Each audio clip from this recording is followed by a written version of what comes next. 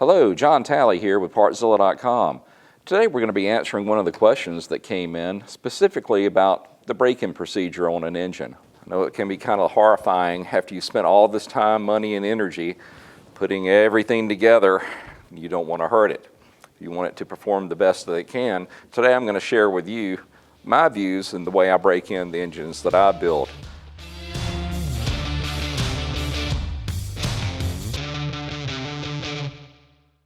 Step one, make sure that you're using a conventional type motor oil. Doesn't matter which manufacturer you want to use, just make sure it's the conventional type.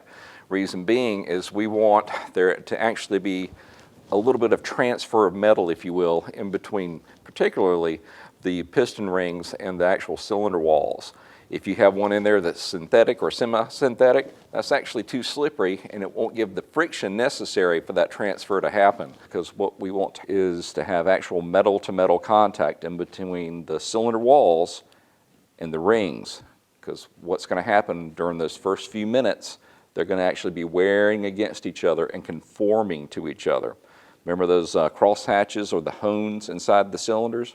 Well, they're there for a reason. They're actually there to cut into the rings and the rings into those. That combination is going to make a seal in between those two dissimilar metals. If you go with a synthetic or a semi-synthetic, it's going to be too slick, and that process can't happen, and your rings are never going to seat properly. Kind of think of it as like breaking in or bedding in your brake pads. If you're a performance rider or racer, you know that when you first put on a set of brake pads on a new set of rotors, you have to go through a hard heat cycle so you can transfer some of that pad material onto the rotor itself. And when you do that, it creates a really good seal or grabbing area for the brake pads. It's kind of the same thing that we're doing here with the piston rings and the cylinder walls. You're transferring a little bit of this material into those home marks, and that creates the seal. That's what gives you the good compression, and that is what's going to make the engine really come alive. Now granted, it's going to change a little bit depending on if you're working with a high-performance motocross bike or a high-performance four-wheeler versus a UTV or a side-by-side that's mainly utility. But this is kind of a guideline that I'm going to give you that I think will apply to all engines across the board. The procedure I use is actually a pretty simple one. I believe in actually running the engine fairly hard straight out of the box. The first time I do start it up, though, I am a little bit careful with it. It is just sitting still in the shop, make sure it's well ventilated, and you just want to bring it up to temp, but you still want to be varying the throttle in between 0 and 50% of your throttle range. All you're doing is just bringing the engine up to temp. You're looking for leaks, making sure it sounds right, no mechanical issues that need to be addressed immediately. Let it come up to temp. Check that with a heat gun if you have one, just to make sure. If not, if your fan's working, if it has one, make sure that comes on at least once, and then shut it down. Let it cool down. Now at that point, crank it back up and let's go for a short ride. What we're going to do here is actually start pushing the motor a little bit, start putting a load on it. I mean, if you've got access to a dyno, strap it down, start varying the load in between 0 and 70%, somewhere in there. Start varying your throttle in between 50, 80, even up to 90%. I believe that most of your engine break-in actually occurs within the first 15 to 20 minutes of the engine life. And that's what I base my break-in procedure on. During that first 15 to 20 minutes, I actually push mine harder than most people recommend. It's going to be important to pick an area where you can vary your speed without endangering yourself or those around you. If you live in town, go out to the country somewhere to do this. It would be foolish to try to do this with a lot of traffic around you. So during that first 20 minutes, keep varying the throttle, run it like you are going to run it. If it is a UTV and you're just going to be working with it, well, run it like you're actually going to work it. If this is a race machine, go ahead and run it like it's going to be run at the track.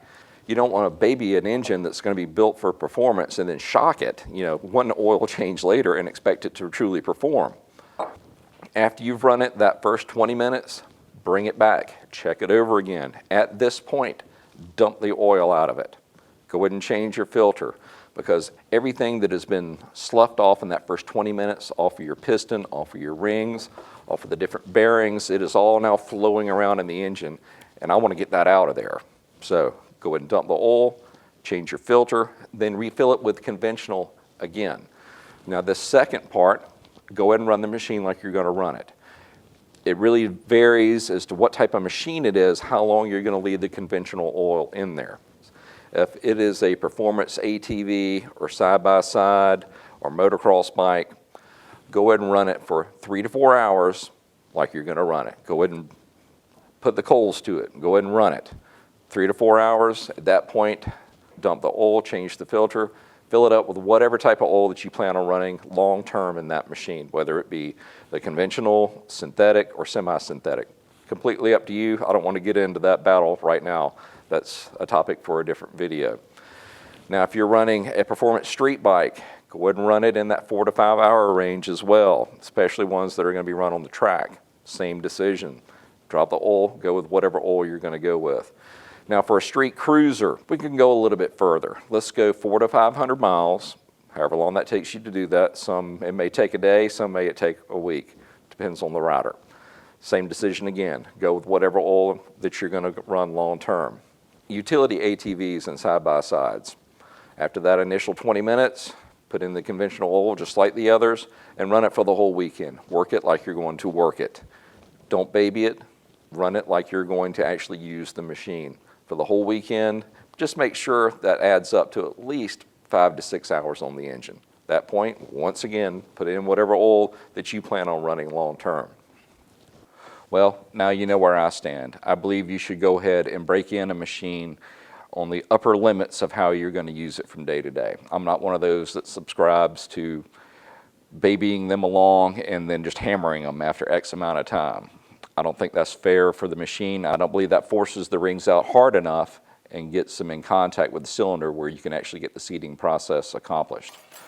So, if you have any other questions, you'd like me to answer them one-on-one like this, why don't you send them in to us and we'll consider it and maybe make a video out of it. Listen, we just want to say thank you for shopping here with us at Partzilla. If you have any questions, leave them in the comment section below or give us a call. We're here to help and to make sure you have fun out on the road, trail, or track. So, thanks again, and we will see you in the next video.